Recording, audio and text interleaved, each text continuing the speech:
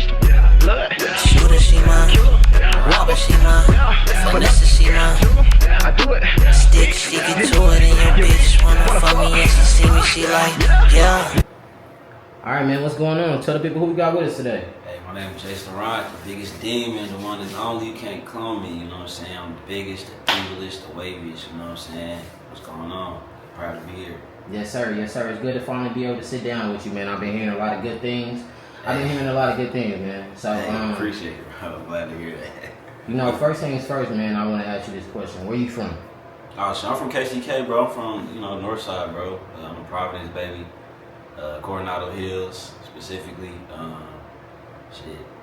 That's it, bro. I grew up, don't get me wrong, I grew up everywhere in Kansas City. Like, I moved around a lot, like, my background. Like, my mom moved out to Grandview, like, when I was in, like, kindergarten. So, I spent time out south. But all my friends, like, from the hood, like, the east side, like, type shit, like, 50s, 60s. Like, that's where I grew up, like, summer camp. That's kind of how I met everybody, for real. So, it's like a mix of all that, Wyandotte mixed with Casey Moside. Right. So, and I'm glad that you mentioned that, because anybody that is from KCK and then has drifted over to the KC Mo side, you gotta kind of overcome some things. You know what I mean? Like, now, can you tell us a little bit about what it was like growing up on both sides? I say it for real, bro. I be thinking it's all cap, for real. It's just we be talking, chatting, like, just having our little wars here. I think it's the same, bro. I think we the same people, for real. I can see from the outside looking in, maybe you think the Missouri side more aggressive. I just think that's just the media. They got more of the eyes on them, so you get to see everything what's going on versus the KCK side. I say it's just as bad. It's same spots. I would never get caught dead in on both sides. I gotta keep it safe. For sure. So I say growing up, it was cool, bro. Like, I was like the kid, like I was cool, and then I was like more like the protected kid. Like everybody knew, like, not to mess with me. And I don't know, like, gangster shit. It's like that's the good dude. We don't even mess with him. He come with the vibes. He fun. I always brought my video games to the hood too. So everybody played. My Xbox had 4 controllers. We did Madden tournaments, Halo tournaments, 2K tournaments, Dragon Ball Z. Yeah, that's good, bro. See, and I can say it was probably the same way for me, but except it was with the music. Like, I was always the dude that had the music equipment. I mean, whether it was just a little mic and a setup, it was something. So everybody in the neighborhood and all my friends from school used to just always come over and record, you know what I mean? Yeah, so I definitely understand what you're saying as far as, keep him out of that stuff, because I was the same way. Talked about KCK and you talked about KC Mo and growing up there. So now let's dive into the music part. How did you start to find your love and your passion for music? Like, when did you get to the point where you was like, okay, this is it. This is what I want to do? For real, bro. Seeing y'all growing up in high school, like you, Kels, Nave. I'm thinking, like, who else was like doing their thing? Like Ron, Two Gun Kiwi, rest in peace. Delio, like. I was always in music. Like, I was in the choir, high school, as a kid. Yeah. I had my own drum set. I used to play the drums, like full play the drums, like back in high school. I knew music was what I wanted to do from jump. Like, it just was something I always interested in. Like, my family kind of wanted me to do that. But like every summer when I would come back to Wyandotte, my granddad had a computer. And I always downloaded Fruity Loops on that motherfucker. And I stayed putting viruses. Serato, I stayed putting viruses on my computer, man. I stayed putting viruses on my granddad, rest in peace, on his computer. He removed that shit as soon as I go back to school. So it was just something I knew I wanted to do. It took forever to get to that point, because it was like my family wasn't really supportive of that. The way I wanted to do it, because they more thought I wanted to be like a traditional, like classic, like play an instrument. And stuff like that, but it was like, nah, I wanted to rap, like I wanted to record, I wanted to make music videos, and see, stuff like that. I think our parents and our grandparents didn't really understand the aspect of, like streaming, and then all of the artists that they seen from their time were our artists that were getting in bad deals. You know what I mean? So the independent thing wasn't never really a thing. And I mean, your chances of making it as a musician are slim, but just like anything, if you put in those hours and that time, it's eventually gonna, like, dude, I tell people all the time, like, all it take is one.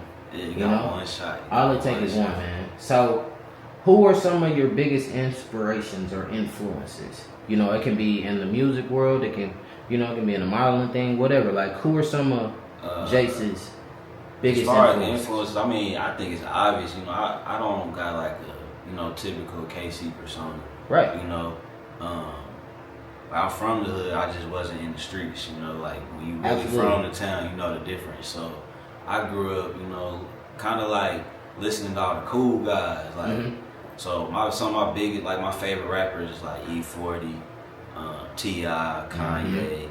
As far as like my childhood, you know, those classic like GOATs growing up. But then as far as like what shaped me into who I am today, I was on like Wiz Khalifa, Kid Ink, YG, you know, ASAP Rocky, Cool John, Mac Miller. You know, a little bit of Mac Miller, yeah. Like just Mac more like eclectic guys, Casey Veggies, you know, Tyler the Creator. Absolutely. You know, the whole Odd Future, like I was into the whole Jerk movement as well, like just the people that express themselves like very like loud, like that's just what I gravitated to. Absolutely, bro. I love that. So is there any advice that you would like to give to any up and coming artists, you know what I mean, that may be watching this? Man, get you a camera and upload, bro. You gotta hit these people in their face. Like a lot of y'all just not seeing me. I've been doing this for a minute, bro, but it took me pressing play on myself every day with my camera, bro. And yeah, that's how y'all get me today. So that's my advice, bro. Visibility, your face card is everything, bro. It don't even matter what music you make. People just like seeing you. You a good person, good vibe. They gonna support you. All you gotta do is just keep showing up. That's all you gotta do is keep showing up, being available. Absolutely, bro. So, as some people may know, Kansas City has its own culture and vibe. How would being from KC shape your music and your style as a creative? I say when it suits the type of song that I need to make, like that grit, like that toughness, that talk. I'll pop it when I can, you know. Like I know my sound, like right now, it don't require me to do that necessarily in a Kansas City way. But I say like just growing up hearing, you know, growing up where I grew up, like I said, I'm from where I'm from, so like I said, when it suits the mood, like, and I kind of want to display that. Like recently, I see just what everybody on was getting. Everybody kind of like everybody love what I'm doing. Yeah. But I see what you know other sounds is doing. So I was like, I kind of want to jump back in. You know what's going on around here. Show y'all I'm dangerous no matter what. Yeah. Absolutely. So man, I think the next thing that I kind of want to dive into is I know you do music. But I also seen that you do photography, you do some modeling, you do some content creation. Yes, sir. A man of many hats. Yes, sir. How are you able to balance all of those creative lanes? And do they inspire each other? Yeah, they all inspire each other because it's all part of my brand for real. Like, nobody can brand yourself better than you in this era, you know, like the independent wave. So, shit, photography. It was just a necessity. Like it was one of those like I needed to get my image up, so I bought a camera. I was shooting myself. I'm blogging myself. You know, creating at the crib. Any beats that I make, shit. Even to the homies want me to record them. So it just all became like a process. Cause I've been doing photography like 3.5 years now. Just people just starting to finally see all the work that's going behind it. So yeah, it just all inspires each other, bro. It's just one big ball of energy. Like I just like being creative, bro. Like I don't like holding myself back. I like learning new things. I like challenging myself. I get bored for real. Like that's how I picked up all this other stuff. Cause I already learned how to record, mix my stuff. I've been making beats since I was a kid. Yeah. Next was photography. You know, editing videos. Yeah. BTS, how to shoot. You know, what angles is fire. Just always keeping my mind open to do something crazy and different every time I pull my camera out. So bro. Yeah, okay. What's your creative process like as far as recording? Like, do you punch in or do you write?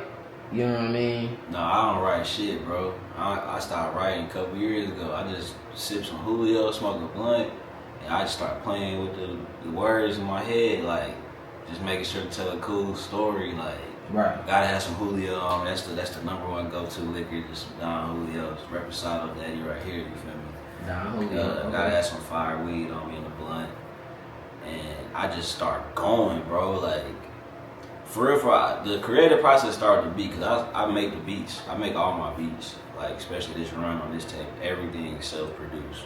So I start off like when I hear the beat, I'm like. Just take my favorite parts of the song because I sample a lot. I do a lot of, I sample like a lot of songs from, about 20 years ago, like when we was kids and shit. So that's kind of what helps it just being fun, like making sure I say something fly, like poppy, creative, like keeping the attention, like rapping fast. Cause that's something that's like a feature I'm doing on this tape. Like I've been trying to display like my different flows. Like, I could do anything, but I just want to make sure pace is there because I think that's what's popular. Like it's the pace of how much like how your bar is coming out. Right. I think that's a hidden feature that people see, and it's like shout out to the Migos and them. They still like one of the number one flows. So if you can get a hard ass beat and rap fast to it on some cool wavy shit, that's it, bro. Like, that's my creative process. Just making sure everything fly. Like from the intro, the beat, how I say it. Like I'm big on how I say it. Like I'll delete it. Like I'll punch in the whole time. I just if it don't sound cool, if I think something way better, I'll go with that. It take me like 4 hours to do a whole song. Yeah. For real, because I'm very like meticulous about how I do everything, like from start to finish. Absolutely, bro. That's good to hear. So now that we know the process, can you tell us one of the biggest challenges that you've had to face so far in your career, and how did you go about pushing through it? Being likable. That has been my biggest challenge.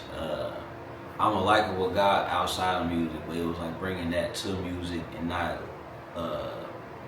letting anything kind of taint that. I'm a good dude, like people fuck with me.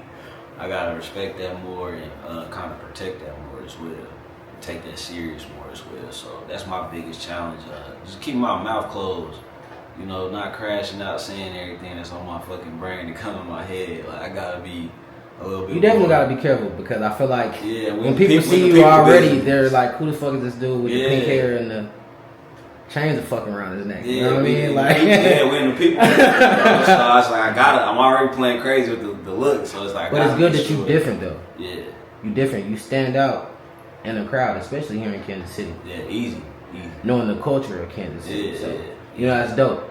And I mean, it was always like that, bro. Like, growing up, I never dressed the same as everybody. I was always on some different shit. As soon as I could go buy my own clothes, like 14, I was going to Hot Topic. I didn't do the Hollister, Abercrombie, Aeropostale way. My twin brother was doing that. Yeah. He wore all that seashell necklace. Yeah. I ain't do none of that. But I had the studded belts. Yeah. The silver shit. Like I was always on some like I want to be a rock star and shit. Man, I think I had a few Town Topic belts.